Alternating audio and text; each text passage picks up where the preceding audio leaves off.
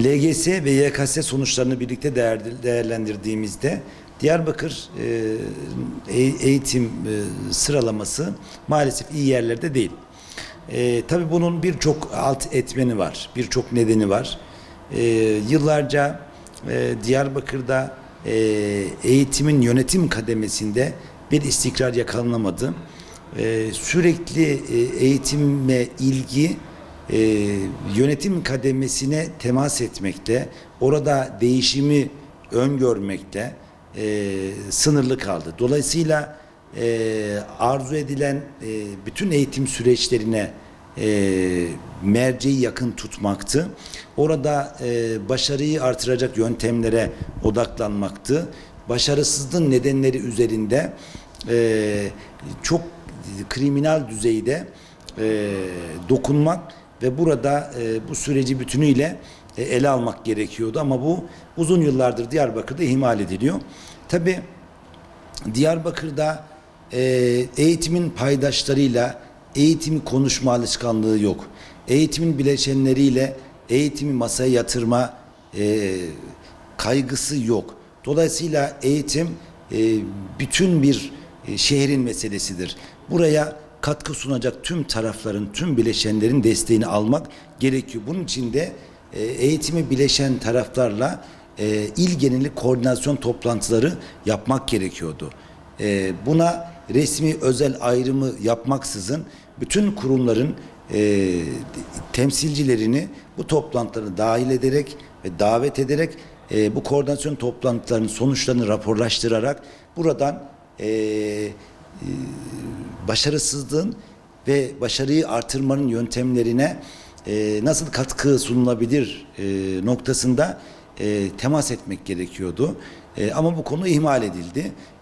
İnşallah önümüzdeki süreçte Diyarbakır'da eğitimin bütün paydaşlarıyla il geneli eğitim koordinasyon toplantıları yapılır. Ve bunlar en az 2'şer aylık periyotlarla yapılır ve bunlar raporlaştırılarak bir sonraki toplantıya daha verimli içeriklerle devam edilir ve sonuç itibariyle bu toplantıda alınan kararların sahada uygulama sürecine de belli denetimlerle destek verilir ve bu denetimler sırasında aksayan yönler tespit edilir ve doğru yöntemlerle ve doğru müdahalelerle buraya bir takviye yapılır. Öbür taraftan tabii Diyarbakır için söylüyorum, eğitimde motivasyon yerine ceza yöntemini öne çıkaran yaklaşımları muhatabı olduk. Yani eğitim çalışanları özellikle bu sene yani motivasyon yerine ceza yöntemlerini öne çıkaran yaklaşımların muhatabı olunca tabii morali dip yaptı. Dolayısıyla okula ve işine odaklanmasında belirli engelleri oluştu. Ve bu da tabii özellikle bazı başarılı eğitim çalışanına dönük bir takım olumsuz yaklaşımlar, bir takım olumsuz tasarruflar elbette bu yaklaşımın bir parçasıdır. Dolayısıyla bundan da vazgeçmek lazım. Yani eğitimde ceza yöntemini değil, motivasyon türlerini öne çıkaran değerlendirmelere yönelmek lazım. Bu daha fazla idarecinin de öğretmenin de daha aktif bir durum üstlenmesini, çalışmalarında daha verimli bir sürece geçmesini de olanaklaştırır. Diğer taraftan eğitimin paydaşlarıyla, eğitime bileşen olan taraflarla konuşulan, planlanan ve zamanlanan bir süreç. Dolayısıyla Diyarbakır'da bir eğitim konseyi oluşturmak gerekiyor. Yani bu eğitim konseyi özellikle eğitim meselesini gündemine alan, çocukların LGS durumlarını, okuma yazma durumlarını, psikososyal süreçlerini, YKS'deki başarı durumlarını tamamen ele alacak her boyutuyla eğitimi bir bütün olarak değerlendiren ve buraya sürekli canlı katkı sunabilen bir konsey oluşturulmalı. Bu konsey özellikle eğitim alanında faaliyet yürüten yapıları da mekanizmaları da bu sistemin içerisine dahil ederek eğitime katkı sunabilecek herkesin desteği aranmalı. Burada eğitimle ilgili kaygılarımızı gerçekten somutlaştırabileceğimiz önemli ve ciddi bir adım atmalıyız. Öbür taraftan rehberlik faaliyetlerini de artırmalıyız. Çünkü rehberlik faaliyetlerini artırdığımız oranda, rehberlik hizmetini artırdığımız oranda çocuğumuzu daha iyi tanırız. Çocuğumuzun neler yapabileceğine, yeteneklerine, nelere daha fazla başarı anlamında yatkınlık beslediğine ilişkin daha önemli verilere ulaşabiliriz. Bunun için de rehberlik faaliyetlerini artırmamız lazım. Ve sınava dönük çok spesifik uygulamalara geçmemiz lazım. Maalesef sınava dönük uygulamalarımız yetersiz. Dolayısıyla il geneli sınavlar yapılabilir. Bunun sonuçları mukayeseli bir şekilde konuşulabilir. Üzerinde veriler tartışılabilir. Bu konuda eksik olan yerler tamamlanabilir ve burada sürekli belli periyotlarla sınav uygulamaları devam ettirilebilir ve burada çocuklarımızın hangi alanda yoksunlukları ve eksikleri olduğu tespit edilir. Oraya dönük bir yatırım yapılır. Çocuklarımızın okulda sınava dönük başarılı çalışmalar yapmaları için ve sınavda başarı elde etmeleri için kurgulanan bir sistemimiz var. Destekleme ve yetiştirme kursları.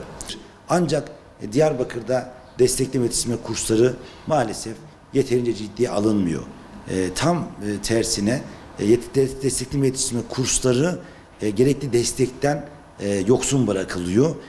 Özellikle bu sene birçok noktada destekleme iletişime kurslarına alternatif farklı uygulamalar, bir takım kurgular uygulama sahasına geçirildi.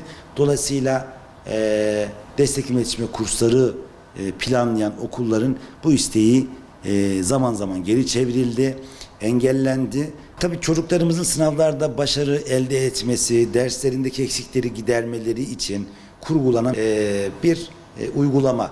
Bu uygulama Diyarbakır'da kısıtlandı, engellendi, sınırlandırıldı. Neden?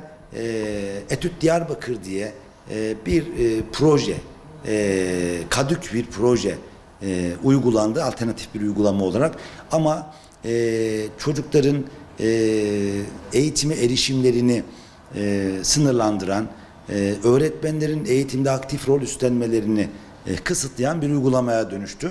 Çünkü destekleme yetiştirme kursları her yerde yapılabiliyordu. Çocukların da talebi vardı. Öğretmenlerin de çocuklara bu süreç içerisinde ders verme ile ilgili talepleri vardı. Ama kursların merkezi bir yerde yapılması gerektiğiyle alakalı Milli Eğitim Etüt Diyarbakır üzerinden bir kurgu döşedi. Dolayısıyla bundan kurs görmek isteyen ve kurs vermek isteyen öğretmenlerimiz ve öğrencilerimiz olumsuz etkilendi. Bunun sonuçlarının başarısızlığı üzerinde elbette bir olumsuz etkisi vardır. Bir an önce Etüt Diyarbakır gibi ucube uygulamalarından vazgeçip destekleme ve yetiştirme kurslarını daha aktif içeriklerle donatıp bu çocukların ve öğretmenlerin hizmetine bu kursları tekrar sunmak olmalı ve destekleme ve yetiştirme kurslarında çocuklarımıza kitap desteği verileceği söylendi. Kitaplar verilmedi. Burada bazı yayın evlerinden soru bankaları verileceği açıklandı. Bunun sözü verildi, paylaşımı yapıldı. Ama bu kitaplar dağıtılmadı, paylaşımı yapılmadı.